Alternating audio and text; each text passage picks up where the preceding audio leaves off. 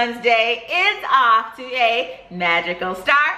Today, Eric and I wanted to stop in and share with you our thoughts on just how many days you should actually do if you're going to Disney World. How many days are ideal for doing a Disney World vacation? How many do you think, babe?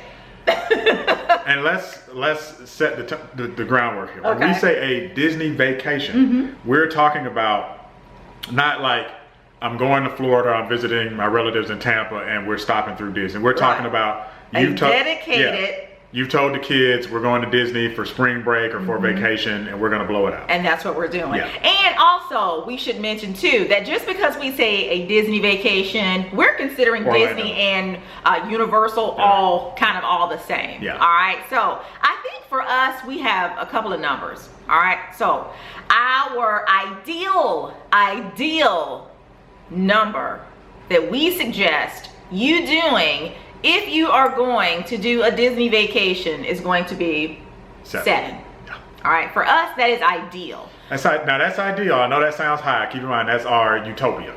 All right, and so if because of work, finances, hey, there are no millionaires here. So 5 days I think would be the minimum. All right, that's doable for us. 5 days. Now, I know some of you have requested that we do a video sharing just how you would do a Disney vacation if you only have 3 days. That video is coming. Please stay tuned for that. And another groundwork thing here. When we talk about vacation days, okay, we're talking full vacation days. We're not talking about the day you arrive or the day you depart. Now, we recognize some people get to Orlando early and go to the park the day they arrive. Some people leave, like the day they leave, you might leave at 3 or 4 in the afternoon, 5 in the afternoon.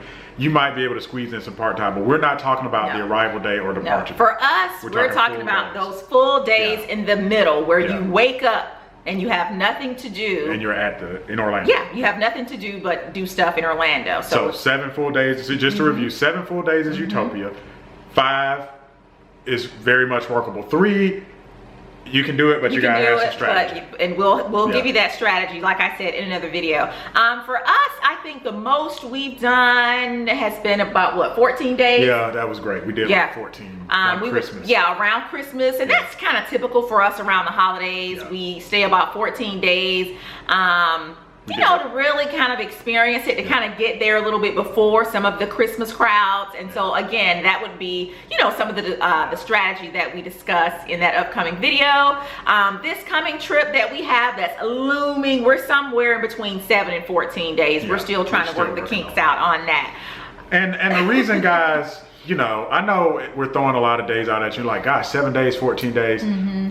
I think historically, when we've talked to people that don't like Disney, or that had a bad time, one of the common threads was we just wanted to go down there, the kids wanted to go, we wanted to get it over with, and it was just one of these things where it was like a drive-by. Yeah, we call that like a drive-by Disney vacation. If you guys have gone to Disney 1, maybe even 2 times watching this today, it's really difficult yourself to do a Disney drive-by vacation and really take it in. There's just so much to Disney, especially now.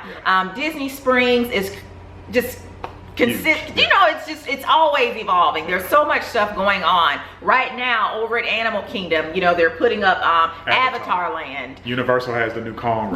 So if you try to do a drive-by and you're trying to pop in and out of every park, we mentioned the park hopper passes, it's gonna wear you out. It is. It's gonna wear you out. So guys, what were you gonna say? I want to say one more thing too, and I feel you're gonna hear the passion in my voice. I think parents get caught up in the trap of, I'm going because the kids want to go. Right. My daughter really loves Frozen. She wants to see Elsa. My son really loves, the Avengers. He wants to see the Marvel characters. So we're going just because we got to go. Don't do that. You're the parent. You earn that vacation. Your kids don't work. They don't have jobs, I hope. So don't just go for your kids and say, I'm just going for them and trying to get it over with. Go for you. We're going to have, I'm sure, videos. There's a lot of great adult activities. And let's face it, an Orlando Disney vacation, if you do it especially a certain way, it is comparable in price and sophistication to a trip to the Caribbean, a trip to Europe, to Hawaii. You know, it's up there. And we've traveled to several of those places that Eric has mentioned, and Disney's up there. If you do it, you know, like a real vacation and not like a Disney drive-by, you will see that there's some experiences that can be very sophisticated. The cost is up. All right, but anyway, guys, we are going to give you our top 5 reasons why 5 and 7 days are just really ideal. Yeah. The first one, and I think this isn't Disney or Orlando or Universal specific, this is any vacation, decompression. You know, I think you can really speak to that. Yeah, as if you're an adult that works and raises your kids, especially if you have a stressful job, it takes a while on any vacation to get in vacation mode. Right. For me, it's about 24 hours. For some people, I work with a guy who said he needs 2 weeks. Every vacation he takes is 2 weeks. So you really have to get in vacation mode and leave work behind. Sometimes that takes a little bit of alcohol. So just the decompression thing, I think, is huge. Yeah. You know what, Eric? We didn't, guys. Oh yeah. Okay, we typically have on our Disney shirts. Eric's wearing Star Wars. It says "Fear the Dark Side." Yeah. I don't have one, so I had to wear today the closest thing I could get. Yeah, this is actually an Under Armour, which is pretty interesting. Really, I think you know what? I think we got that at the Target. We have a Disney Target when we go to Orlando, and I think that's where he bought that shirt. But anyway. All right, guys. So point number 2, and this is related to point number 1, downtime. You need to build downtime into the vacation, especially a Disney vacation where there's so much running around, keeping up with kids, keeping up with relatives. There's so much to see. Yeah. There's so much to see. There's so much to see.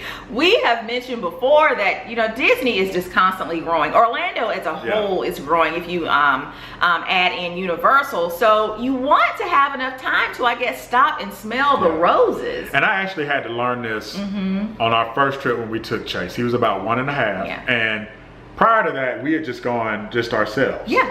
And of course, when we were going, this is our early 20s. Yeah, we could ride anything. We rode everything. You go to any park you want, stay as long as you want. But taking a baby, it taught me to slow down and really just enjoy it as a park and as an experience, and to really just stop and smell the roses. It sounds like a cliche, but it is so true. You don't necessarily have to be on Big Thunder Mountain or, you know, standing in line to see Frozen to really experience the Disney magic. If you just stop and slow down, the magic will happen. You're gonna get that magic, but you have to stop and kind of look around and take it in. Again, you don't necessarily have to be in the parks to make it happen.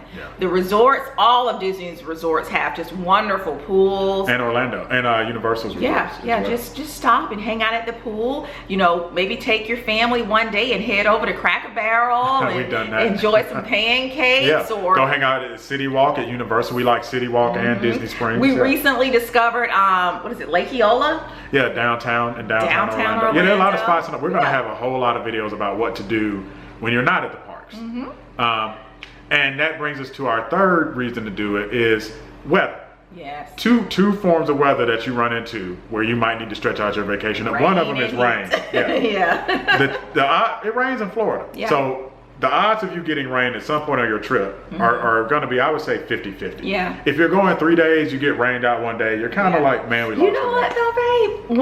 It's funny, when we were going to Disney early eons ago, it never rained. I think the Southeast was in a drought, but now, oh my gosh, we would go for years and no rain. The climate's different now. With the changing weather patterns over the past few years, it rains a lot more in Florida. I remember Florida used to be really dry. They had fires and everything. So now we have to build in what we call rain days. And so if we are going to be at Disney for 10 days, we know it's going to rain maybe 2 of those days. But we've already built it in. It's part. So we got 10 days, we go do something else. The other weather factor is heat. It's hot in Florida, hotter than most of the people that come to Disney don't live somewhere as hot as Orlando. So you're gonna wear yourself out. I don't care how much water you drink. You're in 90 degree, 80% humidity all day. You know, this isn't a boat ride vacation. You are walking. It's nothing but theme parks. And it's humid in the South. It's humid. It's a different kind of heat. So if you give yourself 5 to maybe 7 days for your vacation, you can now slow down a little bit and account for not only the heat, but also the rain. Yeah. You're not crushed if you're going to be there for, 3 days and 2 of the days it rains. Yeah. Your vacation is effectively ruined. Yeah. You know what I'm saying? Because I know I don't want to be out sloshing in the rain on vacation. Yeah. Yeah. So. I think when you start to get to 40, 50, 60% chance of rain is doable. You get to 100%, it's kind of a wrap. Yeah.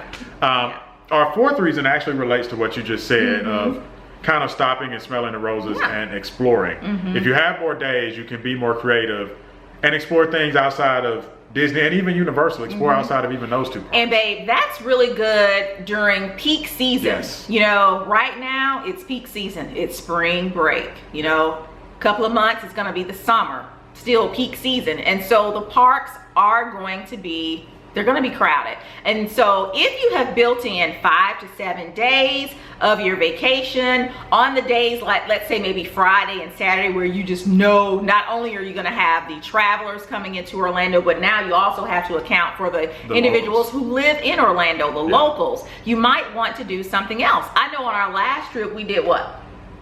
We did the Kennedy Space Center. That's right, we did do the Kennedy Space Center. We always do something outside. Yeah, we always build in a day where we can do something on those days where it's going to be a little bit more crowded at the parks, typically on the weekend. To Cocoa Beach, we do Kennedy Space Center. So we do activity, and we'll do a whole video. Trust me, it's coming, guys.